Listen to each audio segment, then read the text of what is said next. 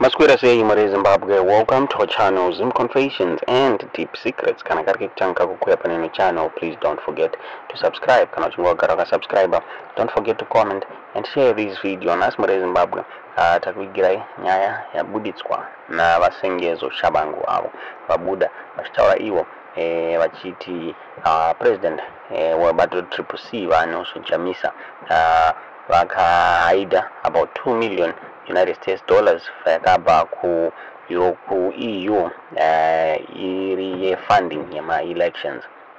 Mare Zimbabwe vanonso Chamisa vabuda vachikomenta on this issue yakataurwa navasengezo shabangu.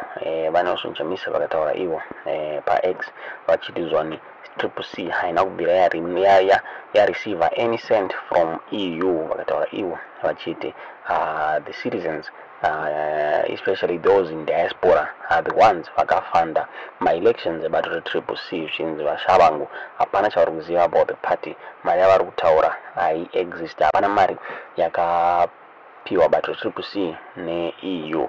Vasengezo shabangu vabuda vachiendera mberi vachitaura zvakare vachiti his group vakavhura parallel CCC bank account ichange ichireceive mafunds eparty. Vakataura ivo vachiti since vakateka control of the party now vakavhura another bank account ichange ichireceive mafunds ebato retriple C Mare Zimbabwe. Meno munoona sei nyaya yabuditswa navasengezo shabangu vapurira zvakare vachiblame vachamisa vachiti he is not accountable for mari yepama elections. Zvinzi mari 2 million yakabva ku EU yanga iri intended to pay polling agents pamwechete nechikafu chavo pamwechete nedzimwe mari dzazoshandiswa pama elections. Zvinzi asi kusvika nguva ino polling agents asati abhadharwa.